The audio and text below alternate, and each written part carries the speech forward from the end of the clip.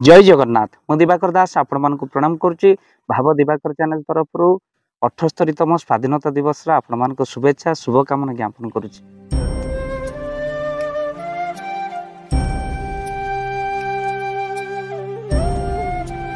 अखंड हेउ पुण्य जगते धर्मर हेउ जय आ प्रकृत जय ही होइथिला सेतबळे जेतबळे आमर स्वाधीनता संग्रामी माने धर्म पक्षर रही युद्ध करुथिले आ प्रकृत इंग्रेज माने परास्त होइथिले जे माने मालिका को मिछ बोली कहउचंती से माननकु आजिर ए वीडियो समर्पित कहीं ना जो माने मालिका महापुरुषों को मिछ बोली कहउचंती से माने शेष पर्यंत वीडियो को निश्चिंत देखंतु आ देखि साला परे शेयर गोटे नियाती करंतु जो माने अन्य माने मालिका को मिछ बोली कहउचंती तांको पाखु ही शेयर करंतु जेतबळे देश स्वाधीनता होई नथिला इंग्रेज मानक हाथ में शासन होउथिला भारत वर्ष सेतबळे 600 वर्ष तले तालपत्र पुथी महापुरुष लिखिथिले जे एमिति एक समय आसीबो जो समय भितर इंग्रेज माने छाड़ी के जीवाकू बाध्य हेबे आउ से समय केतबळे हेतिबो ना 1947 मसीहा महापुरुष ताको लिखिचंती किभଳି भाबरे ठार गारे आपण मानकू एही मालिकार पद को रखिले आपण जानि परिबे। महापुरुष सेतबळे लिखिथिले जे से समय होची 1947 मसीहा कौन लिखिथिले महापुरुष कहले ब्रह्म भक्ति वेद 12 धाड़ी अंक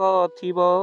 एक पाद सत्य जुग आद्य पहंचिबो अर्थात जेतबळे पराजय स्वीकार करिथिला भारत आ इंग्रेज मानक शासन कबळे थिला आउ सेतबळे बड़ कष्ट साध्य होइथिला बंचिबा आउ इंग्रेज शासन रे अनेक लोक मृत्युवरण कले भारत स्वाधीनता संग्रामी माने स्वाधीनता फेरी आनिले किंतु महापुरुष लिखिथिले से समय केतबळे ना 1947 मसीहा अर्थात ब्रह्म भक्ति वेद 12 धाड़ी अंक थिबो एक पाद सत्य जुग आद्य पहुँचबो अर्थात ब्रह्म भक्ति वेद 12 कहिले ब्रह्म केते आपण धाड़ी रे लिखिबे ब्रह्म होची एक लिखंतु तापर होची भक्ति भक्ति केते ना 9 एठी हला 19 आउ तापर वेद वेद केतोटी ना 4 तापर 12 केतोटी ना 7 1 9 4 7 होची 1947 मसीहा आ 1947 मसीहा रे कौन एक पाद सत्य जुग प्रवेशिबो इंग्रेज माने कौन करिवे ना से माने भारत छाड़ी जिवे आउ तो सहित आपण मानकर डिक्लेयर हबो जे कौन इंडिया जो हेला इंडिपेंडेंस नेशनल डिक्लेयर इन अगस्त अर्थात INDIA से समय भितर आपण मानकर हेला महापुरुष पुनश्च लिखिथिले कहले विष्णुली पातिया देश छाड़िबो नव नाम करणटी हेबो अर्थात आगुर जो अजनाभ आर्यवर्त जम्बूद्वीप भारत वर्ष 4 नाम थिला नव नामकरण इंडिया हेला अर्थात INDIA independence national declare in August आपण मानकर हेला महापुरुष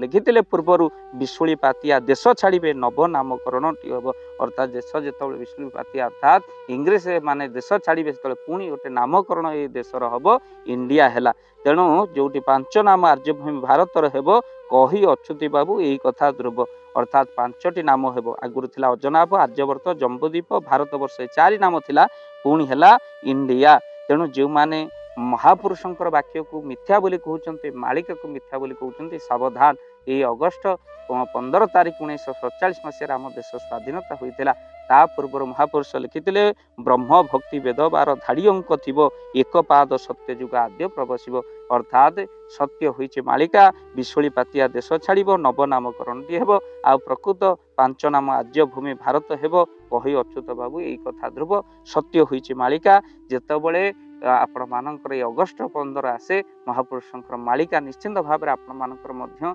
जानी रखिबा उचित महापुरुष किभଳି भाव में 1947 मसीहा कथा को ठार गार लिखि देथिले ता कि सत्य होइछि आपण माने आखि सामना रे देखिले जे माने मालिका को मिथ्या बोली कहउचंती महापुरुषंक वाक्य को मिथ्या बोली कहउचंती सेमानक वीडियो को निहाती शेयर करंतु चैनल रे जदि नुआ एमती मालिका कथा सुनिबा पई चैनल को सब्सक्राइब करंतु जय जगन्नाथ जय पंचसखा जय हिंद।